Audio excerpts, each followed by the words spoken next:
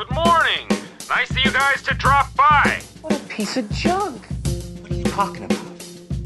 Don't be too proud of this technological terror you've constructed. Look, don't worry. Everything's gonna be fine. Trust me. I don't know what all this trouble is about, but I'm sure it must be your fault. Don't get technical with me. This bickering is pointless. Don't everybody thank me at once. I don't know where you get your delusions, laser brain. I'm glad you're here to tell us these things. How could you even say that? I got a bad feeling about this. Well, come on.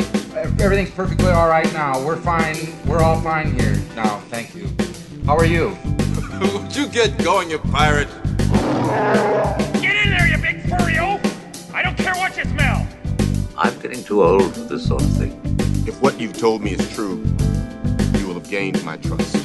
I like the sound of that. Get a shuttle ready. I don't know. Fly casual. Shuttle Tydirium, what is your cargo and destination? Transmission commencing.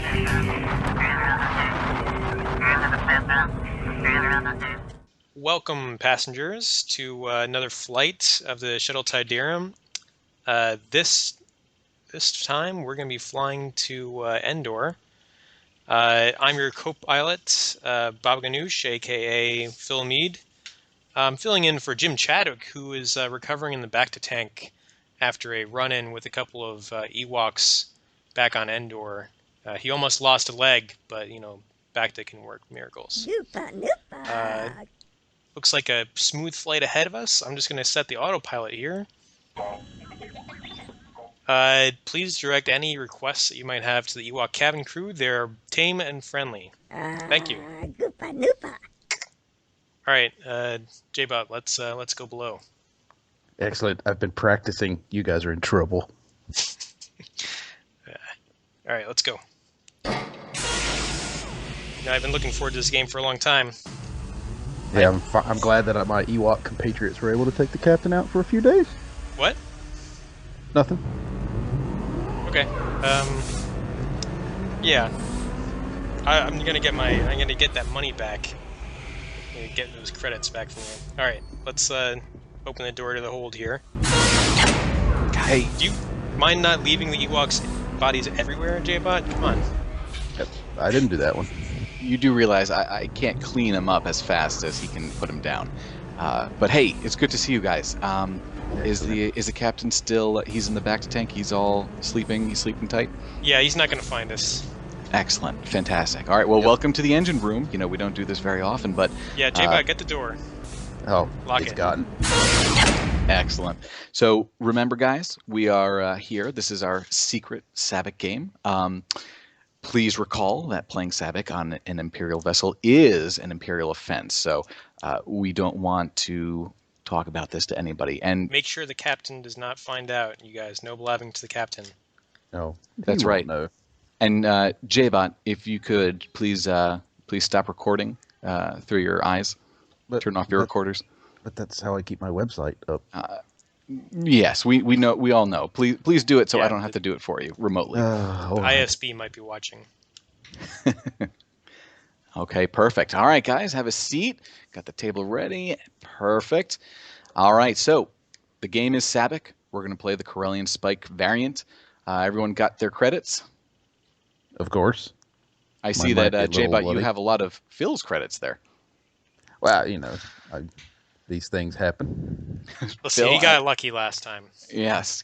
I'm hoping that you'll win some of those back, right? I definitely will. I'm feeling lucky tonight. Perfect.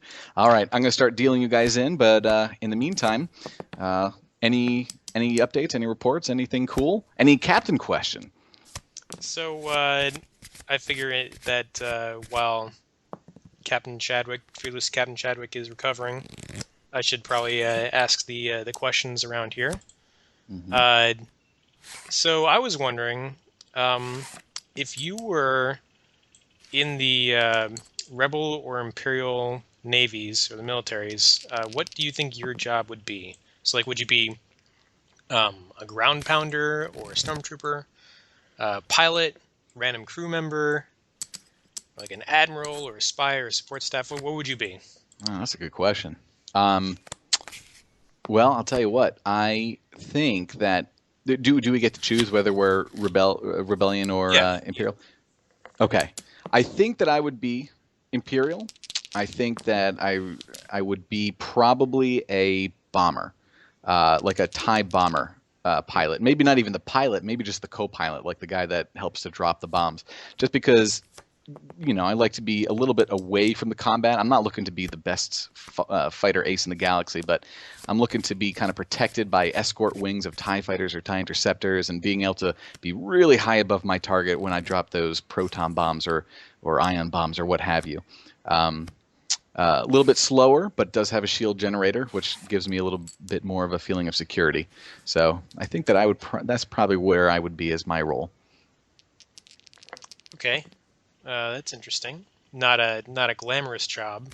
Oh no, definitely not. I'm thinking realism here. I'm thinking that I would definitely, as much as I'd like to be that flying ace, I'd like to be Soontir Fel, but. Yeah, Soontir Fel's just burn out fast, though. We know how that works. It's like the Red Baron. Did they ever find the Red Baron's body? Exactly. I'd rather live long and tell my tale from the safety of a TIE bomber, maybe. And maybe be complicit in the mass murder of many Ewoks or other rebellious creatures. Exactly. But I'm so far away that I'm not seeing the real damage done. What about you, J-Bot? What do you think? If I base it off of what I do for a living, I would probably be somewhere in the Imperial side, buried deep inside a giant space station or random orbital location here or there, being the person responsible for logistical flow, like moving munitions in, prisoners out, that sort of thing, just keeping track of all that stuff. I like to think of myself as the guy with the clipboard as they come in. Yep, that one goes over there. That one goes right over there. It's not a glamorous job, not nearly as glamorous as Jake's, but it's the backbone. It's the backbone of that. He can't drop bombs unless I've got him there on the station for him to actually use. But I knowing me, I'd probably be Imperial side because I rebel. I mean, I don't really want to go that far. I'm lazy. I can just stay here. Flying ships is dangerous, so I'd probably be as far into the giant shielded space station as possible.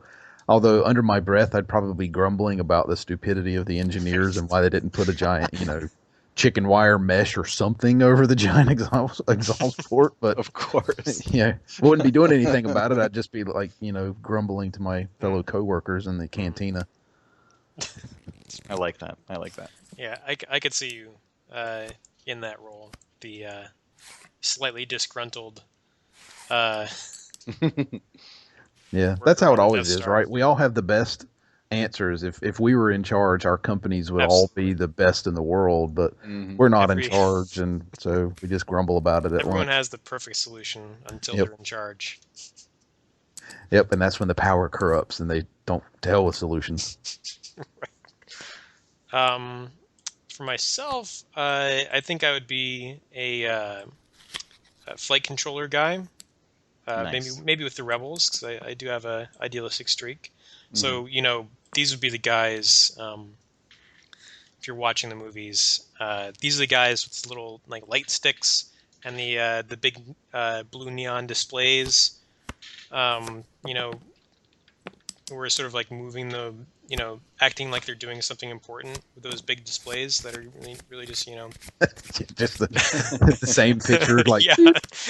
I love that. It's like three pictures just flipping. It's not back. an actual touch screen. It's actually just a window. That's right. Yeah. It's just a giant clear monitor. Like, what? This is odd. Gary, you're not doing anything. Stop acting like you're important. That's why I like what they did. It was one of the Avengers movies where he's like, this guy's playing a Galaga or whatever he was playing on the computer. Like I could see your character doing that in the background. Like, where's their statistical display? Where's the space map? Oh, hold on. Let me save my game. Yeah. Oh, nice, nice job, Phil, on that last one. Your staves with the queen. That was pretty good. Yeah. Yeah. Suck it. You had to win sometime. Credits. I had to win sometime. Stop. Put that one back in the pot. It's counted. That's mine. That's mine. Come on. All right. All right, fine. Deal. You got it. All right. While we're anteing up here, thought we might talk about something that I've been thinking about recently. So you guys know I'm all into writing scenarios for X-Wing, right? Oh, I did not know that, but that's good to know. Yeah, I heard Surprise! Surprise! Surprise! I am. Actually, that's what I want to talk about tonight. Surprise! Oh. So this is actually a scenario design element that is really hard and elusive to actually implement in scenarios. So what I'm talking about here is a surprising outcome or event in a scenario. Okay. So the problem that we're looking at is when two people sit down to play a scenario, both of them are reading the same rules. So they know what the scenario is about. So a good example of a spoiled surprise in a scenario would be the good old Death Star trench run archetype of scenario. So sure, yeah. This includes the trench run that we talked about on the podcast. Yep. Right. Which is Dagobah Dave's trench run. But almost every trench run scenario has this flaw in some way. So what I'm talking about specifically is during each trench run scenario, or most of them, towards the end of the scenario, the Millennium Falcon shows up, because that's what happens in the movie. Correct. Right? So in the scenario, you both know that it's coming, right? Because you're not stupid and you read the rules. we probably watched the movie at some point. And you saw the movie, so you know it's coming. But if we, take ourselves away from the game and put ourselves in the Star Wars universe, in that scene, nobody on the Imperial side or the Rebel side knew the Millennium Falcon was coming. True. Very true. Even though, honestly, they both probably should have. Like, I was just thinking about that the other day. Like, why didn't no one told these guys that there's a light freighter coming right for them? There's that is a good point. Yeah. Yeah. The hundreds of thousands of people on the Death Star with probably sensor arrays that would make anyone weep. Yeah. And yet or at least one random person staring out a porthole. Call up Darth Vader on the cell phone and be like, you know what it was? Look out. You know what it was? All the Imperials were looking at glass window panes and not computer screens. They couldn't tell if it was, what was on their screen or if it was on the screen of the guy right next to them, because they could see through all of them at the same time. Completely oblivious. So good point. That's pretty stupid. Anyway, but in the movie scene in the Star Wars universe, air quotes, the Millennium Falcon showing up is a complete surprise to both sides, and that's important for the story. And it's really important for the outcome of the battle, because at the last second, the Millennium Falcon blows. Jake, do you remember who he blows up? Did he blow up Mythil or Backstabber? I'm pretty sure it's Backstabber. Mauler Mythil was the one with the one-liner. Look out! Okay, look out! Yeah, poor Mauler Mythil. I don't even know how y'all know this. Did they have it tattooed across their helmet and I just missed it the dozen times I've seen it, or does it say in the credits at the end, guy who said "look out" was Mauler Mythil, aka John?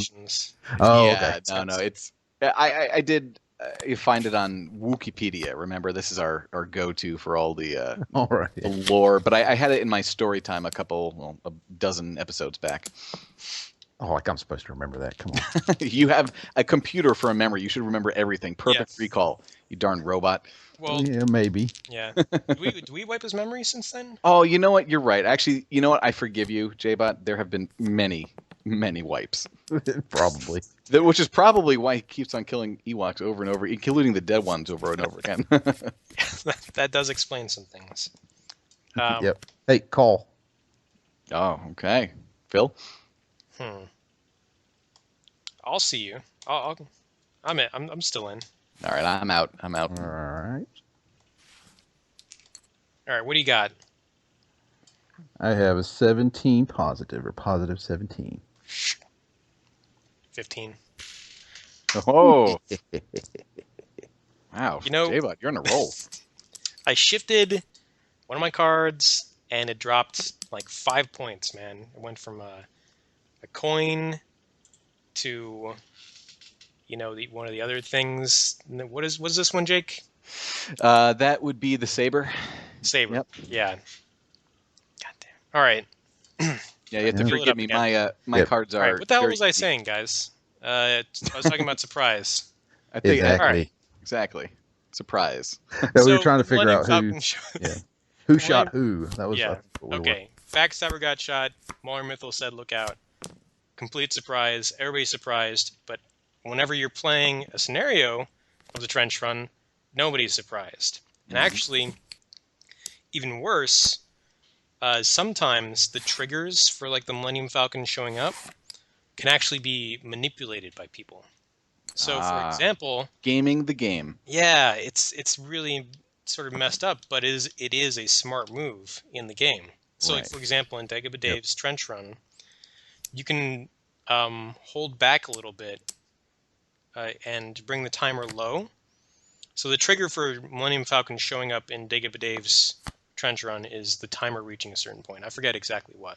Mm-hmm. So the clock is counting down to the Death Star blowing up Yavin 4. Mm-hmm. And you sort of can control how this countdown by destroying enemy ships and power generators on the surface of the Death Star. So if you're the Rebel player, you can actually like hold back a little bit, get that clock down, and get the Millennium Falcon on the table to help you out sooner than it would in a course of a normal game where you're, just trying to keep the countdown clock keep as much time on the clock as possible. Right. At all times. So you can sort of game the arrival of Millennium Falcon a little bit, and that is really not cool. Yeah, that's almost frustrating. So then you get the Millennium Falcon on the table, and then you get to kind of use them inappropriately almost for the scenario. Is that kind of... Yeah, because you could then blow up the generators to actually... Right, and then you put more time on the back. clock. Yeah. Once you have the Falcon in play. Right. Gotcha. So I'm not saying that like everyone does that, but I've definitely thought about doing it. Right. It's a way that you can kind of game the system. I get you. Right, but you gotta have to expect players to do that to some degree. Exactly. As a scenario designer, I never rely on my players to play the game in good faith. Yeah, that's actually a good thing to have in your head. It's my job. I wish some game companies would realize this, video game companies specifically. It's not their job to hold back. It's my job to make a scenario in which they can fully compete and do their best to win without breaking, the setting of the scenario, without breaking the theme of the scenario. Right, right. So anyway, it goes back to what I'm originally talking about here, which is a surprise in the scenario. So the Millennium Falcon showing up is not a surprise in almost any trench run scenario that I've ever seen. Correct. So the question becomes, how can you actually make a surprise in a scenario? Well, I cannot wait to hear the answer. But first, I'd like to know why the surprise of J-Bot winning this next hand is so surprising. Should I just expect this for the rest of the night, or is he just going to be winning every single time? I'm on a roll. Hot. I just shifted a pretty good card here, so I don't like his chances for this round. All right, I'm certainly hoping so because I'm already out. All right, well I'm going to raise 15 credits. Ooh, 15. You'll break the bank here. Those are Imperial credits too. Yeah. I can't recall if that's how much I have in my... I call. All right, what do you got? Negative 14. Negative 10. Ooh, J-Bot wins. All right. All right. That doesn't seem right here. Yeah, it seems plenty right from your perspective, I'd say. You just took more of Phil's money. Let me deal you in. Phil, continue. All right, so how the hell can we make a surprise in a scenario? As far as I can tell, there are 3 basic ways we can do this. So the first way, and this is sort of a brute force approach to introducing a surprise element in a scenario, is something I call limited scenario knowledge. This is a fancy way of saying that you give one person one briefing and their opponent a different briefing for the scenario. So they both have a set of rules that apply to them and tell them what they can do, but they don't know what the other guy can do. Oh, that's great. I love that idea. It's like competing objectives sort of thing, where they don't know what what your objective is. You can tell them all sorts of different things. So you can give them secret objectives. Maybe they're trying to destroy a certain ship or a certain feature on the board, like a comm tower or something. It could be anything. Or you could give them secret assets. So this could be like reinforcements or upgrades that aren't revealed until a certain point in the scenario. So you could have so imagine if you're on like a bombing mission or something, maybe one of your assets as the attacker is that you can call in reinforcements from hyperspace. Ooh, I like that. A couple of bombers hyperspace in and help you out with a bombing run. Oh, I love that idea. It actually kind of reminds me old style classic Risk game. I don't know if you guys ever played that board game Risk, but they used to have on the bigger games like objective cards, and each one would have like a special objective. So like, red player might have an objective to take Australia, or green objective might be to take 10 countries from blue player, something like that. So it's kind of similar where you have different players with different objectives. Yeah, you see this. You see the same thing in a lot of the kind of Euro-style board games. Mm-hmm. The simplest one that most people are probably aware of is Ticket to Ride. You have kind of secret objectives. I don't know if you guys have played that or not, but every person essentially starts the game with at least, I think, two. It might be one, but at least two. Essentially, locations or tracks that they're trying to lay, destination points. No one else knows what they are, so the whole game you have no idea if somebody's playing conservative, like just to block other players, or if they're playing for a very specific route, that sort of thing. So it's very interesting to see it that way. I've never seen it done in Star Wars X-Wing yet, but certainly be interesting. Right. Okay. Just quick to get back to the game here. We're at the calling phase. I'm out. Okay. Phil, what say you? I'll stay to see what you have. Okay. Good. I'm going to shift a little bit here. Oh, okay. I'm ready. You ready, Phil? Hang on. Maybe I need to shift here. Okie doke. All right. You ready? Yeah, what do you got? All right. I've got a 20. Got a negative 20. Okay, so my positive beats your negative. Fantastic. Damn it. So close. That's a bad night for you. Yes. Good, and thank you. All right, let me just put this over here. All right, I'll deal again. Anyway, back to what you were saying, Phil. All right. So in this limited information variant, basically the problem is it's powerful, so you can have complete surprise in a game, right? So because if you're playing this for the first time, you have no idea what the other person can do. Mm-hmm. If the information has been controlled correctly, if no one has essentially peeked at the other side, which I think you can reasonably expect people to not do. If you tell them you can't peek, then I don't think they'll peek. Right. Yep. And if they do, it's not my fault. But the problem here is that you can essentially only play the mission like once or twice and maintain the surprise. Sure. Because after you see the surprises, they're not going to be surprises anymore. Mm-hmm. So unless you have multiple, you could actually extend the life by having having a variety of surprises. So this is sort of like what Jake was saying with the multiple objectives, multiple secret objectives in Risk. Mm-hmm.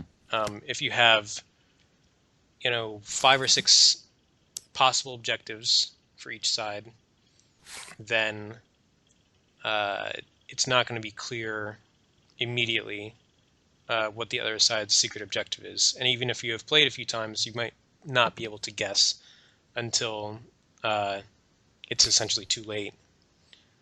And you just, you have to do your best to thwart them without knowing exactly what their objective is right away. And in that case, exactly like you're saying, the more the better, because then you have so many different possible combinations of objectives that it almost doesn't benefit the players to try and guess. So if each player has 20, let's say, of those like cards, like take Australia, take 2 armies from red, that really becomes more of a hindrance for the other player to try and guess what you have, I would imagine. Yeah, and that's how the games like Ticket to Ride work. There are so many of those kind of routes or possible objectives that there's no reason to try and guess where somebody's going or what their plan is. It's more, do you just stick to your guns and focus on your objective and to hell with theirs, or do you risk guessing and being completely wrong because of so many options? Right. Yeah. The other problem that I could see here is that balance could be really hard to control for, because if you have all these different objectives, that's all, the more objectives you put in, the exponentially harder the game gets to balance, because you have to test different combinations of objectives. Right. Well, I have a question. Sorry, go ahead. Go ahead, yeah. Well, I had a question, from as a scenario design perspective. How willing are you to even go to that length, to make, say, 10 objectives for each side for a single scenario? Does it start to get unwieldy? I mean, you're like, this is overkill for a one mission piece, or is the idea, hey, I can make this 20 different objectives once and then apply them to every scenario I make that I want to use a surprise in? Is it which way would you see what I'm getting at? Like, it's a lot of work for one kind of, hey, this is a really cool scenario. It takes an hour to play. I spent 20 hours making up balanced objectives for both sides. Versus, I just made 3 for each side. I could definitely see the payback, the payoff not really scaling with the effort that you put in, the diminishing returns sort of deal. Right. Yeah. That's kind of a problem with a lot of scenarios, but it might especially be. I haven't made a scenario where I actually put the multiple secret objectives into practice. I almost made a scenario where I used secret objectives, but ultimately didn't do it because I figured once it was played once, it wouldn't be replayable. Yeah, so but I think you can get away with it with just a handful. I mean, 3 or 4 per side. The permutations of that becomes pretty complex. Pretty fast, really. Oh yeah. Yeah, it's something I might revisit, because I didn't really think about multiple secret objectives when I was first looking at making that first secret objective mission. Right. So that could fix to an extent the replayability issue with this approach. But I mean, the more that you get, you're right, J-Bot, and Phil. I mean, the more that you get, the more exponentially difficult it gets to balance. I mean, that's why basically computer games exist, because a computer can take care of so many more variables, so much faster, and it might be easier to play test and balance in certain ways.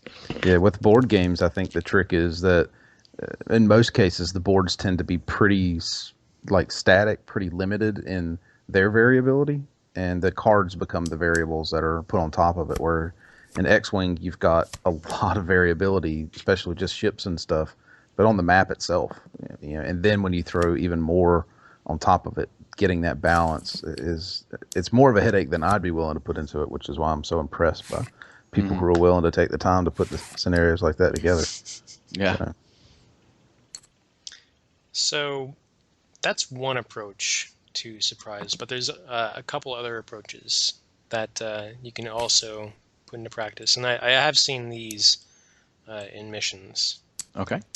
So the next one I want to talk about is random conditions. Speaking of random conditions, really, J-Bot, it's the draw phase. Are you discarding or drawing? No, I'll draw. All right. Phil? I'll draw as well. Yeah, I'm just gonna stick with what I got here. Anyone calling?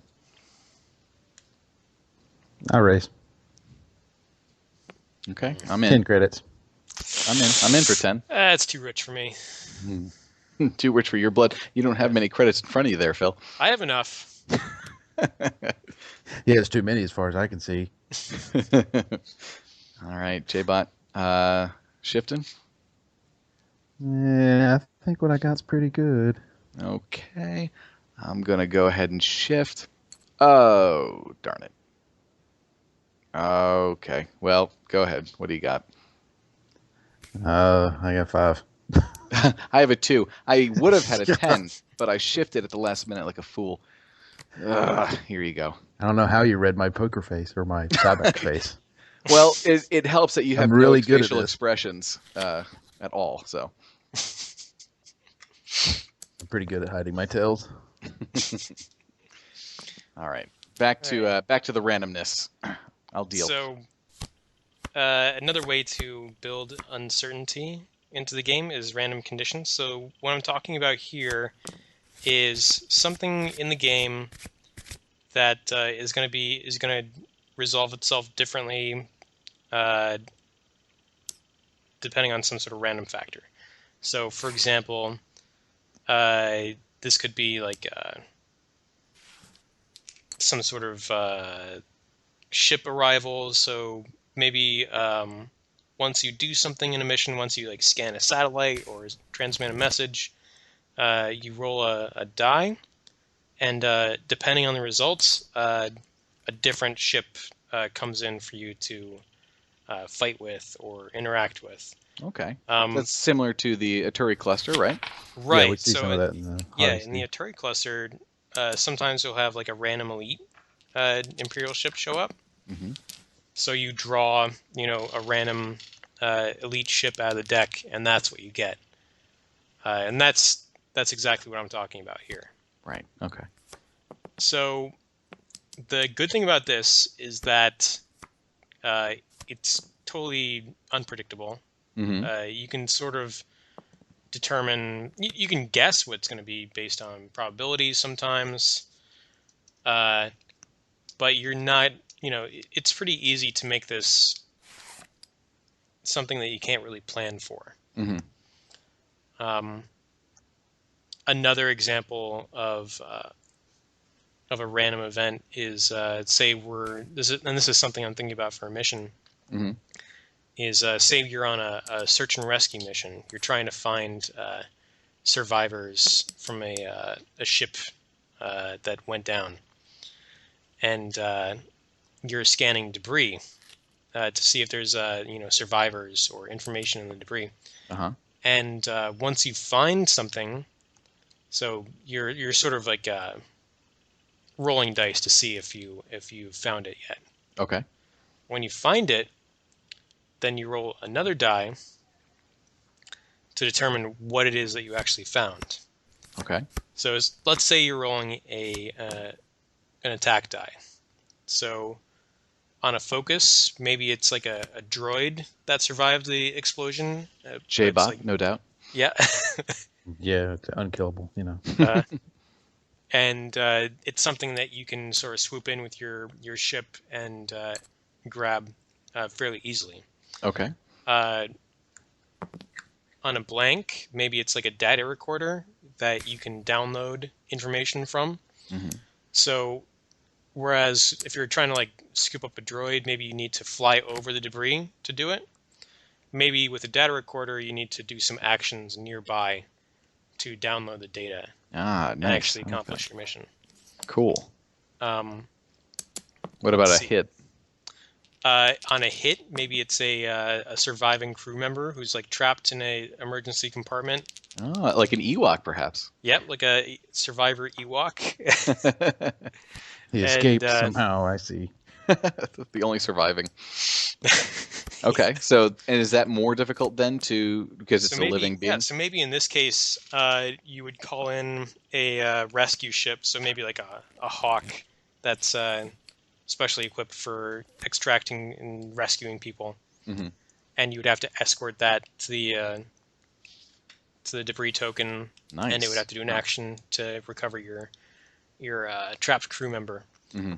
There's one more thing that could happen. And that's a critical hit.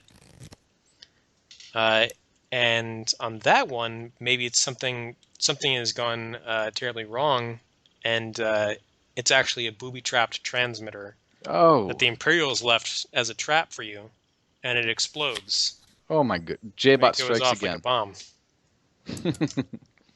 Why is it always me? Why couldn't it be an engineer screwed something up? I don't understand. Yeah. I just in my mind, it just always seems to fit your persona. That for some reason you're booby trapping things.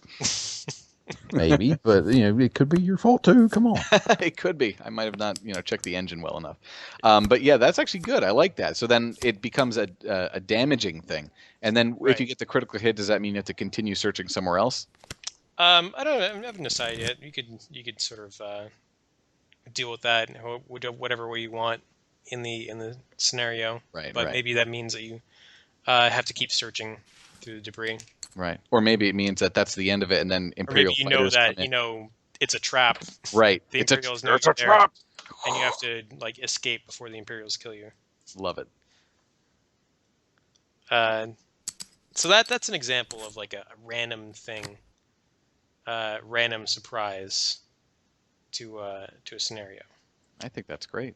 Phil, it's a different type of surprise, I think, because of you. In a sense, you kind of know there's going to be one, right? If that makes sense.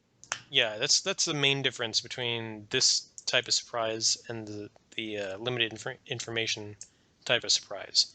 So you know what the possibilities are. You don't know what it's going to be, and you sort of just have to manage the possibilities.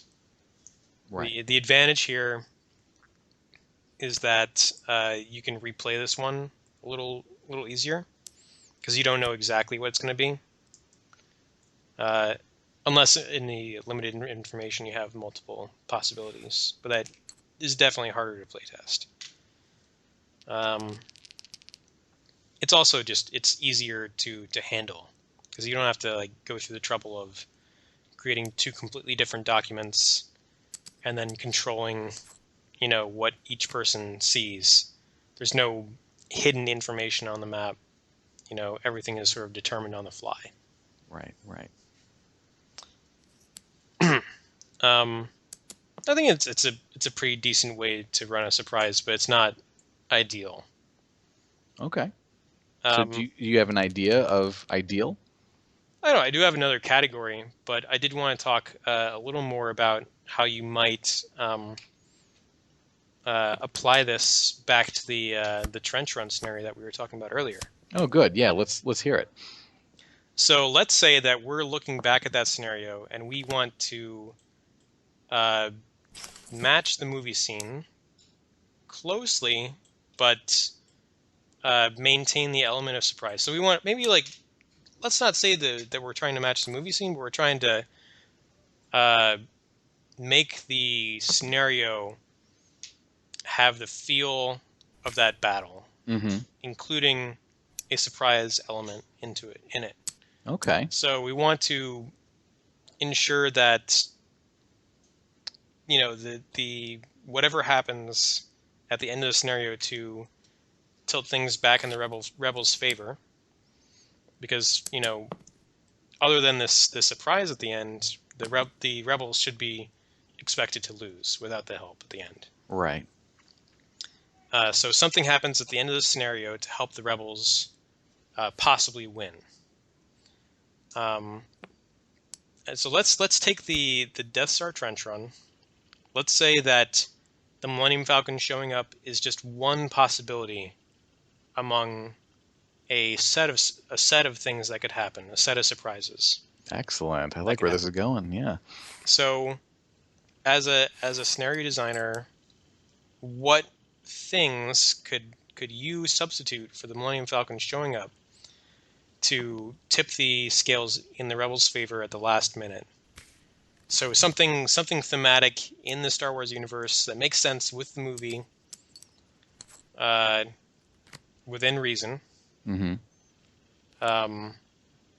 Always have to be within reason. Within reason. Yeah. So what could happen? Jake, do you have any ideas? How about... Okay, so in A New Hope, we see that the Death Star fires, right? It destroys Alderaan. Mm-hmm. Now, in the... I can't remember how much... 300,000? How many were on the Death Star? There's a ton of Imperials on the Death Star. A lot of them are military. A lot of them are not. They're ancillary personnel. I have got to imagine... Civilian contractors. Exactly. Janitors and, and whatnot. Civilian contractors. That's right. Chefs. I think this was discussed in another movie. Yes.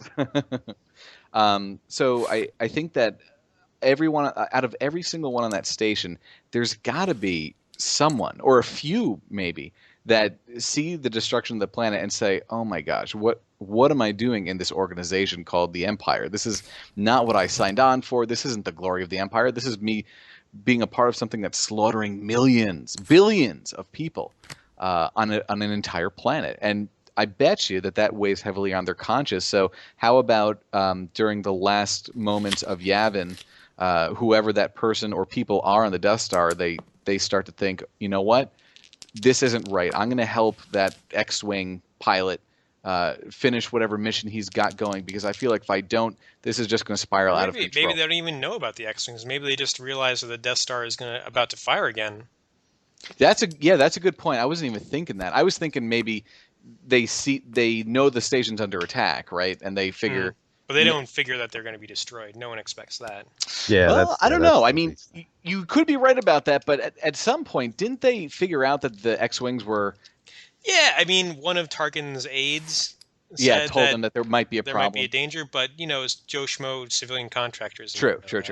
But who knows? It could have been Tarkin's... Maybe it was Tarkin's aide that was the one that realized. But here's the trick. It could be my character that we talked about earlier down in the lunchroom saying, oh crap, they know about the non-chicken wired, exhaust port that I've been complaining about this whole time. That's what they're going for. Exactly. And suddenly has a turn of conscience. I don't know if you want to, commit suicide by helping the rebels kill you. Right. That makes so much sense to me. It makes more sense that some, contractor down there is saying, I don't want to screw the Empire. I don't want them to blow up another planet. And they, throw a wrench in the works. Yeah. Absolutely. Not realizing that the rebels are about to blow up the Death Star. Okay, so let's take that then, and let's say that they realize that weapon's going to fire, and they do something to maybe make the Death Star misfire, or completely reset the firing sequence. So now it's got to reset it and go from there. Or they in the scenario. Right, they damage a reactor or something crazy. So in the scenario, this might be a way to give the rebels more time to blow up the Death Star. Perfect. So you put 4 or 5 turns, whatever, on the clock for the rebels, and they probably get another shot or two at the exhaust port. Mm-hmm. So that's one way. J-Bot, do you have any ideas? Well, I kind of proposed some silly ones, as befits my general character, not knowing all the specifics in the thing, but I always was kind of a little curious why more force powers weren't used, whether through Luke somehow interacting with the stuff behind him, or through Vader kind of realizing earlier that his son was the one he was shooting at, so that makes anything of that nature. Like, is he so focused on the one guy in front of him that he's not paying attention to him, or if he is that focused, why doesn't he? Wait a minute. Yeah, so when Vader is shooting at Luke, he says, "Oh, this one's strong in the Force," right? So he needs to be able to sense that at least. Yeah. So would it be a big jump for Vader to suddenly realize that Luke is in this battle? Right. His son. Right. Right. So I actually thought of a different way that Vader could find out, and this also works within the context of the movie. So Obi-Wan speaks to Luke during the battle. What if he's tried to speak to Darth Vader during the battle and told him that one of the rebel pilots was his son?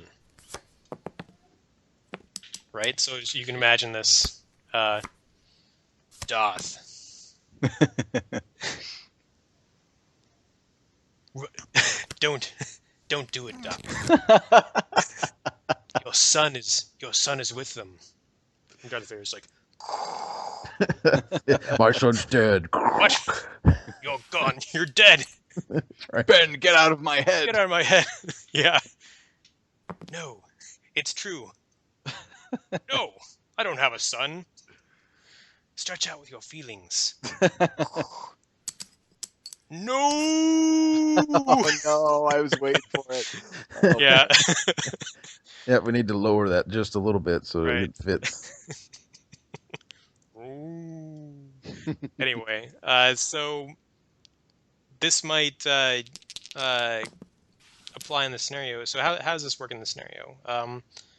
I imagine that if Darth Vader found out that Luke was there, Luke was his son, he was part of the Rebel Alliance, that I don't think he would go so far to, like, you know, do something like switch sides and start shooting down TIE fighters, but I do think that he would probably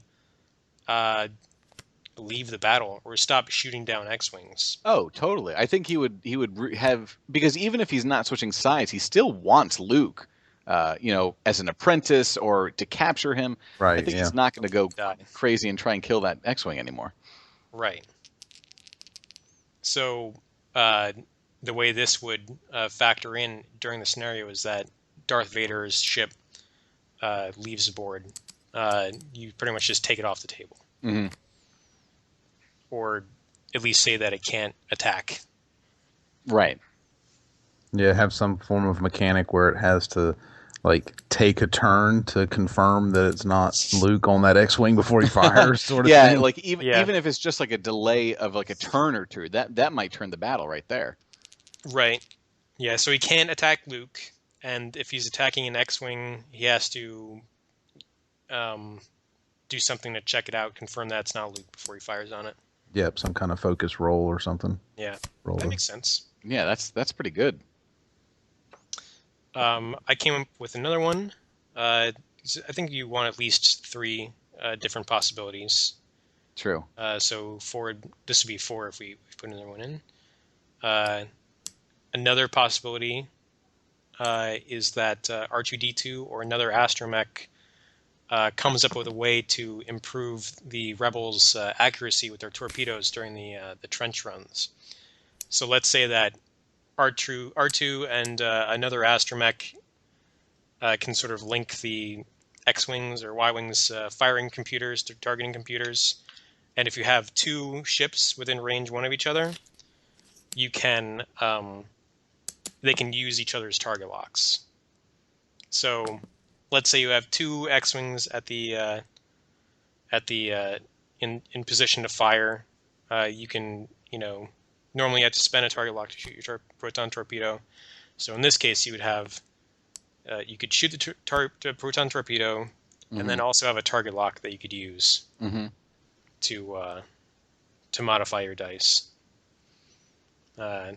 That's one way you could do it. Yeah, but, absolutely. There's any number of ways you can implement that to increase your accuracy on that torpedo shot. Yeah, even if it was just a shared target lock, like for one turn, it target locks and gives every single person who wants it a target lock on the exhaust port. Maybe you don't have to even have a target lock to make the shot. Yeah, something like that, akin to that. Yeah, there's like a million ways you could do it, but you just want to have that. The benefit is you have a better shot. Mm-hmm. So that's I think that's. So yeah, all of those sound like they would change it dramatically. I think those 4 possibilities, they could all happen in the Star Wars universe. Absolutely. They make sense. They're implementable in the game.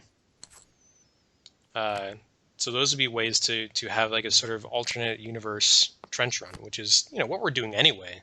True. Every Yeah. time Exactly. we play these scenarios, it's a non-canon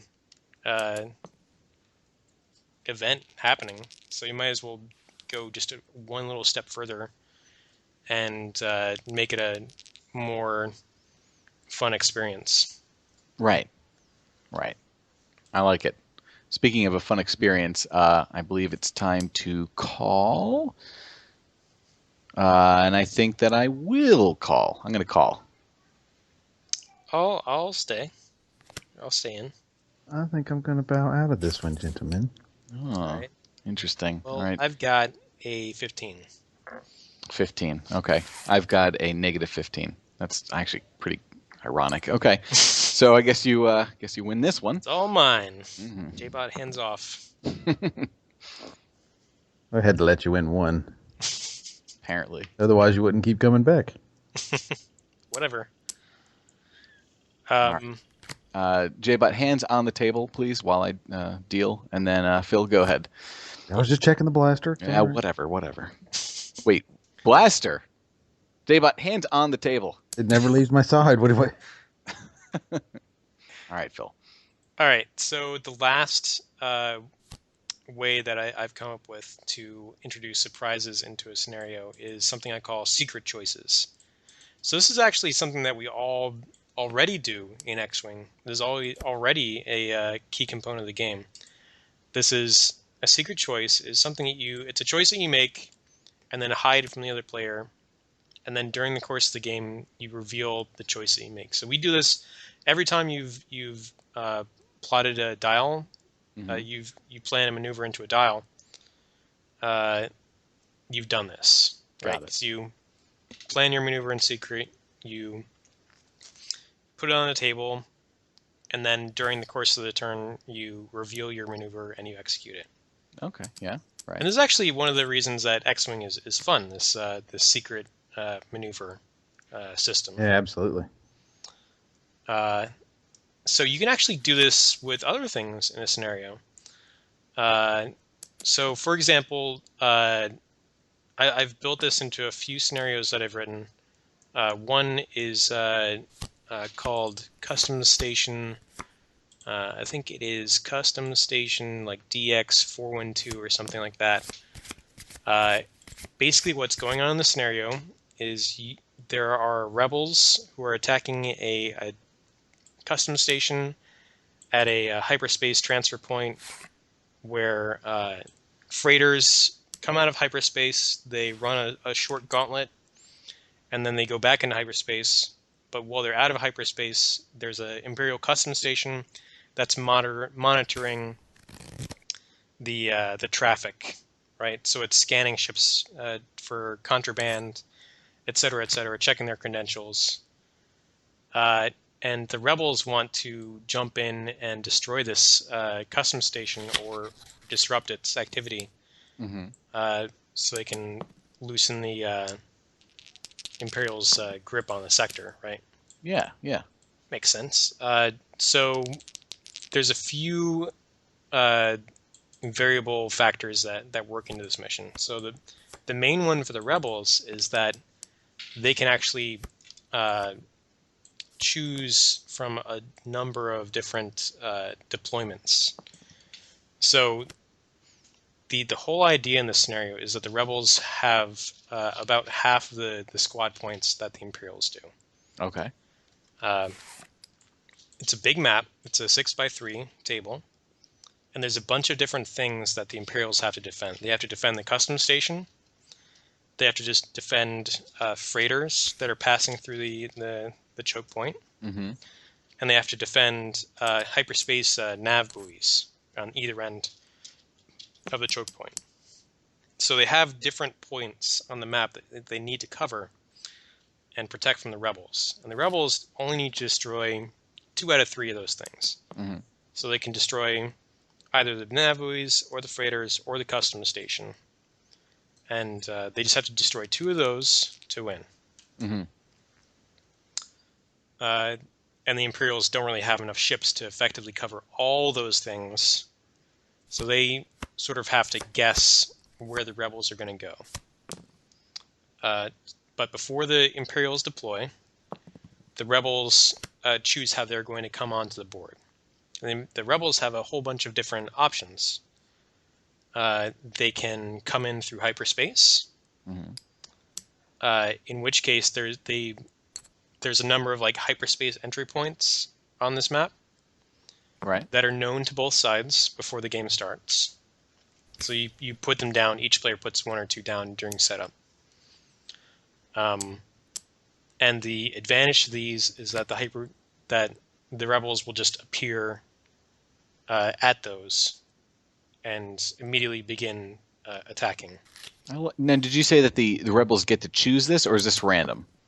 Right. The rebels will be able to choose what hyperspace point they come in at and when they come in. So on turn like 1, 2, or 3. Okay, got it. Another way that rebels can come on the board is through like the sides of the table. Sort of a more normal deployment, and they can sort of adjust this on the fly. So they're not as locked into their decision as they would be if they're coming in through hyperspace. Because the idea is that they're sort of waiting in the wings somewhere. They're powered down, just waiting for the right moment to zoom on to the scene. So the rebel player has more immediate control, but won't be directly on top of their targets when they come on the table. So that's another way they can come in. Awesome. The last way that they can come on the table is actually they can choose to be hiding on board one of the freighters that is passing through the choke point. Ooh. So that's devious. Right. This is one of those like classic war movie type things. Yeah, Trojan horse style thing. Yeah, sounds just like something the rebel scum would do. Right. So the way this works is that you don't have as many squad points as you would if you're coming in through hyperspace or on the table edge, but you have control over when you deploy. When you deploy, you'll be right in the middle of the action, and you will have a rebel freighter on your control. Nice. Once you deploy. That's cool. I like that. So those are the 3 ways the rebels can come on. And the way this works is that the rebels will have to choose one of those deployment strategies before the Imperials put their ships on the table. Okay, that's cool, because then that kind of evens it out almost. Right. So both sides don't know how the other one is deploying. Perfect. When they make their own deployment decisions. I like that a lot. Yeah, that's great. So there can be a lot of second guessing. As the Imperial player, you can, you have to sort of try and get into the rebels' head and guess what their objectives are going to be. And ditto for the rebels. You have to make a good attack plan, and you really have to. You have to build your squads with the mission in mind as well, because the rebels are going to be so outnumbered that they probably won't be able to afford a straight up fight with the Imperials unless the Imperials try to spread themselves all across the map. If the rebels can take them out piecemeal, then they might actually be able to destroy all the Imperials and just clean up the rest of the board. So, it's an interesting idea, but it seems like it's probably the most complex out of the 3 options you've given us. It does get a little complicated. I remember like the mechanisms for hidden choices are already built into the game. It sounds more complicated than it probably is. One problem with this mission is that it has a pretty bad case of suicide run syndrome. So the rebels don't have any disincentive from just making suicide runs on their targets. So that's one reason that I don't play this scenario very often. But it could probably use a good revamping and republish. Could use a good update to try and fix that. Sometimes I wonder about.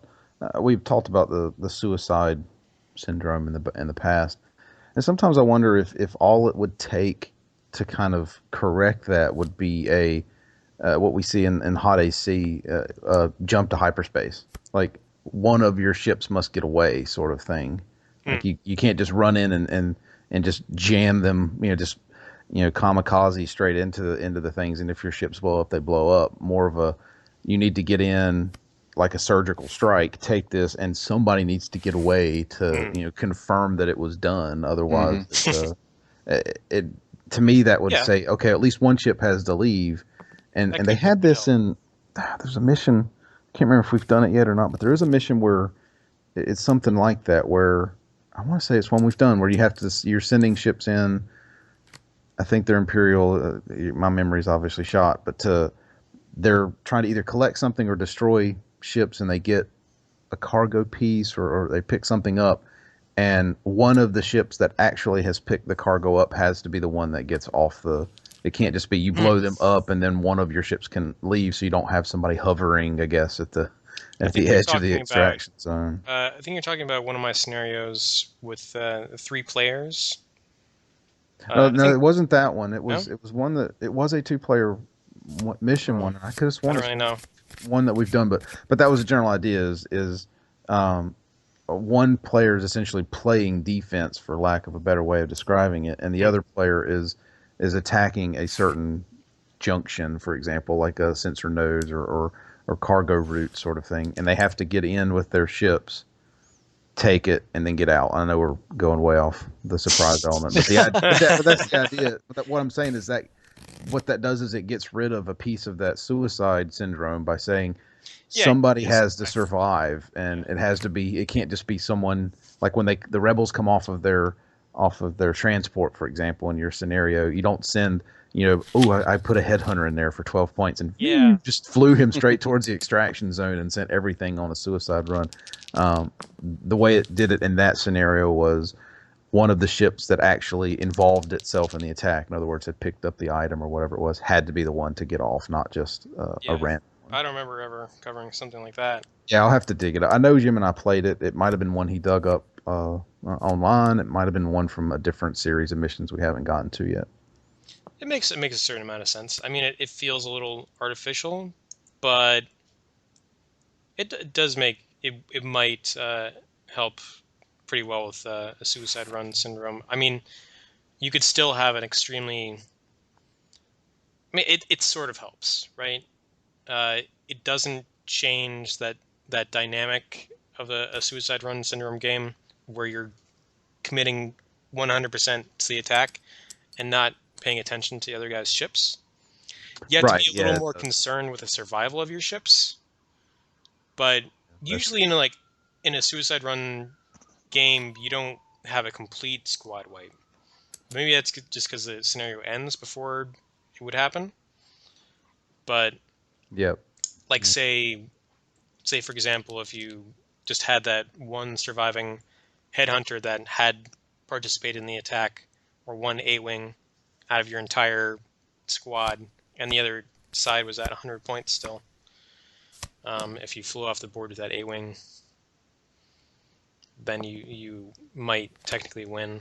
I mean, it all depends how you write the scenario, but yeah, and when we discussed the trench run, we discussed that it had a very high suicide rating to it. Essentially, that for the rebels, it all is about just getting the trench as fast as possible and getting essentially as many guns on target as you can. Complete focus on killing the right. And ever since then, it becomes obvious when you start to see this in mission design. And I feel like if you're going to add surprise, it needs to be something that in a way helps balance that out, at least in that scenario, for example, if we were going to add some kind of surprise factor to it. Right. It's one of the good things about a surprise in a mission is that it messes with your planning. right? So you can't rely on the scenario working out in a specific way. So you have to be a little more careful, a little more cagey about how you deploy your ships. Because you don't have full knowledge of how a scenario is going to work out.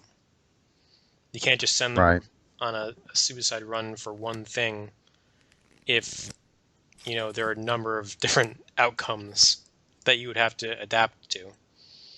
Yeah. I've seen, there's kind of this, I don't know if it's a landscape change, but at least a slight change in some of the board game community, and it revolves around this idea, and the names are very recognizable, but they have essentially legacy type games. There's Risk Legacy, I think there's Pandemic Legacy, that sort of thing. I think there's some other ones eventually coming out as well that use a piece of what we've talked about for surprise factor, where when certain conditions are met, I don't know how familiar you are with these games. They essentially are a one-time use kind of surprise element for the game. So so imagine Risk, when XYZ condition is met, there's like another box inside the Risk Legacy box that has little peel off compartments, and it says on the top of the compartment, when XYZ condition is met, open this compartment and do whatever is in the compartment. And that is adorable. I love it. Oh, it's a humongous, it's a huge deal. But what it does is it actually changes the game permanently. So they tend to be like a permanent sticker that's placed over. So for example, I drop a nuke on, Great Britain, and boop, you peel off that one and you put a sticker over it. So the next time we played the game, that Great Britain is completely irradiated. That's why it's legacy. The thing builds up. Awesome. And it's a neat idea. Kind of the fall portion of this is it's a one-time through. Once everybody's enjoyed the joy of like the surprises, like another group couldn't do it. And that comes back to what you discussed in the beginning of like the hidden objectives and things like that. If there's only a few of them, once you've seen them all, it kind of loses the bang of the scenario, and you need to move on to another one. And it's a neat idea. So there's other board games are even trying this to get surprise and interest into the game. I'll tell you another thing that goes with that sort of ties in that sort of legacy style is that in campaigns with persistent, we probably touched on this when we talked about Suicide Run Syndrome specifically, is that when you have a persistent game, you have opportunities to actually work against Suicide Run Syndrome. So you could have, pilots that can die from mission to mission. Correct. Right. Right. So, the classic example is Sinterfell. If you lose him in mission 2, you don't have him available for mission 3, 4, 5. You lose him permanently. Right. And I think the long term, like a single scenario build, the surprise factor and getting rid of suicide is more difficult than in a kind of an arced campaign or an arc, like, it's a 4-mission story arc where it's persistent. Some of the story or characters or ships is persistent all the way through. It's because people play more realistically when they're playing in a campaign like that. They're acting more long. They have long-term interests in mind as opposed to short-term interests, and the long-term interests, like preserving your pilots,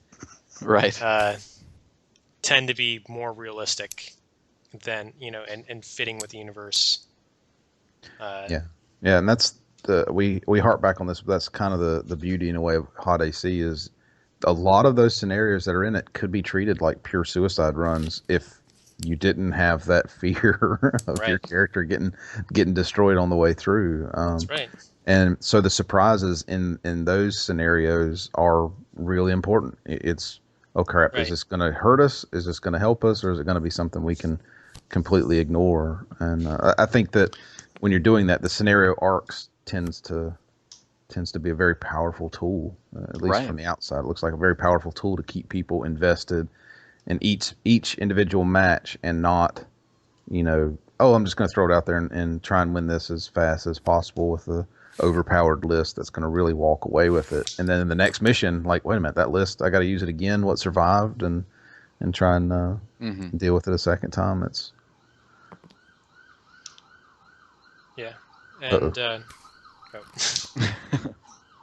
is that the Imperial police lay on to our game? I certainly hope not.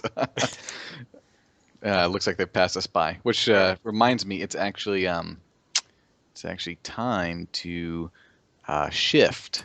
And I do have to say, I'm going to check the computer system after this game because I feel like every time I shift, I get a worse hand.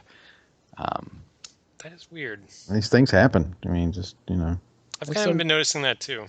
It seems like every single time I do it, it goes in the opposite direction I want. But I don't know. I haven't seen J-Bot getting too many bad shifts. I don't know. Oh, I don't, rely on that in order to get a good hand. Well, in any case, I'm going to not shift this phase. And anyone going to draw? Oh, I'll go ahead and shift. All right, you're shifting. Are you sure you don't want to shift, Jake? I'm sure I don't want to shift. Something smells a little fishy. That's probably my lunch. I was having some corn noodles. Ooh, delicious. Yeah, but they do smell. All right.